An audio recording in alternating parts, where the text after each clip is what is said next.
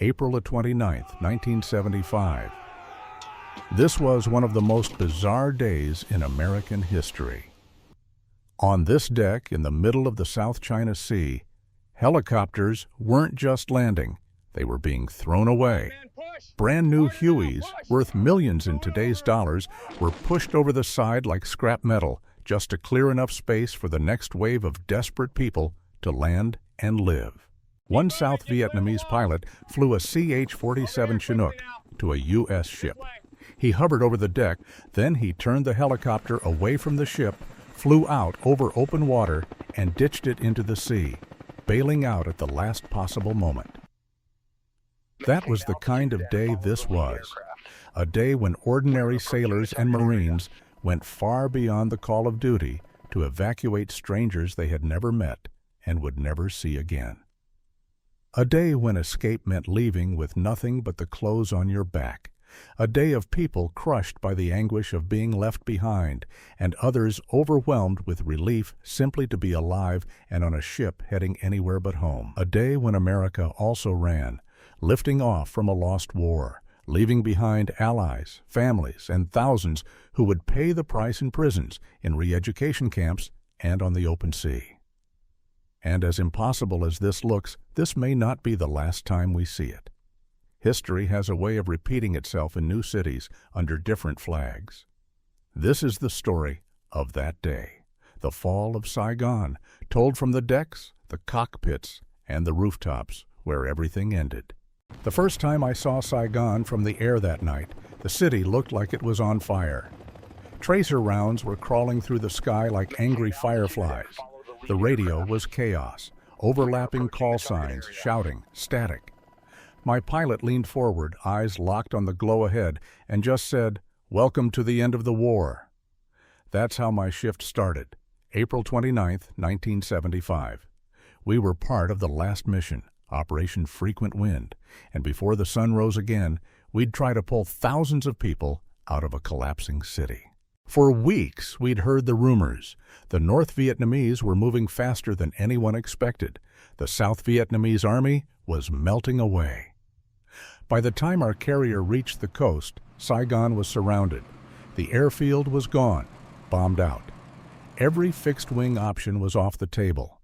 All that was left were helicopters and pilots like us who'd been flying supply runs for months. They told us we might get a few hundred Americans out.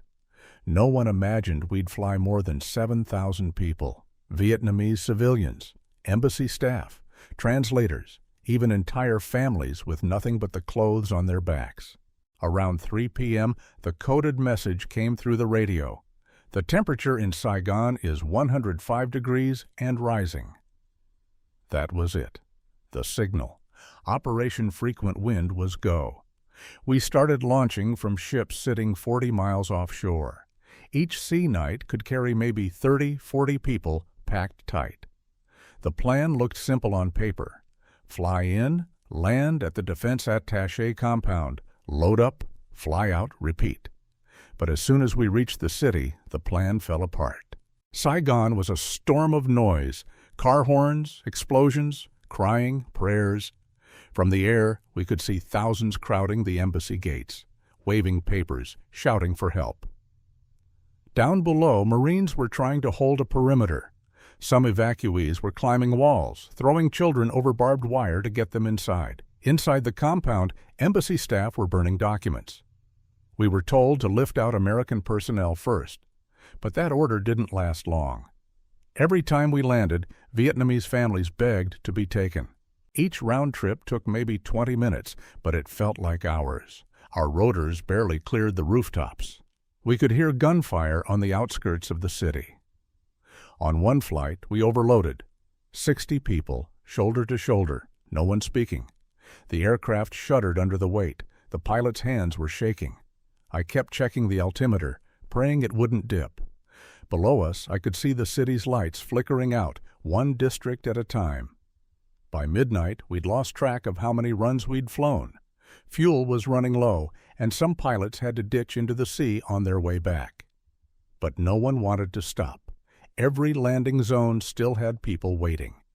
Around 2 a.m., They told us the defense attaché pad was closed.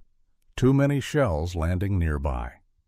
Our new pickup point was the U.S. Embassy, a flat rooftop barely large enough for one helicopter at a time.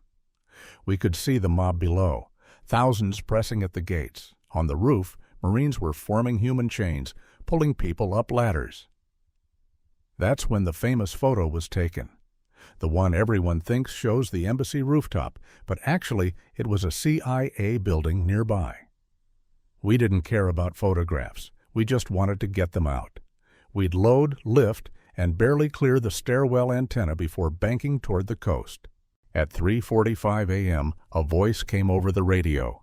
"Tiger Control to all units. The President has ordered evacuation of remaining Americans only."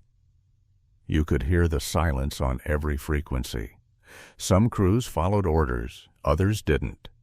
I remember one pilot saying, "We're not leaving them." He turned around and went back for one more run.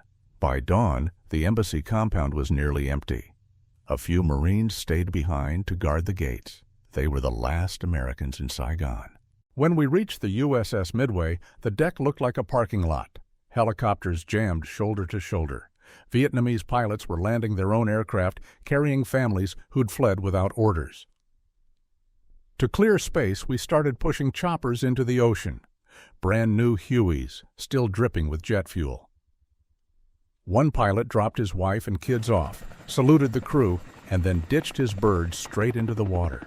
That image, his helicopter sinking beneath the waves, it's something I still see when I close my eyes. By the time the last aircraft landed, we'd carried 7,087 people to safety. At 11 a.m. on April 30th, the North Vietnamese rolled into the city. Saigon had fallen. The war, the one that had cost millions of lives, was over. On the carrier deck, evacuees huddled under blankets, watching smoke rise from the shore. Some cried, some sang. None of us spoke much. We knew we'd just witnessed something enormous, a rescue, a defeat, and a promise all at once. In the years that followed, I met some of those evacuees again, in California, in Houston, in Virginia. Many built new lives, raised families, became Americans.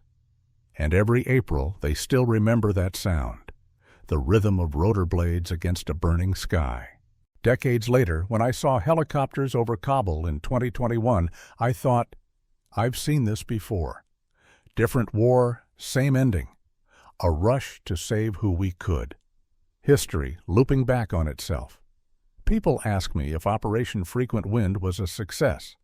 I tell them, look at the faces of those who made it onto those flights. They're the answer.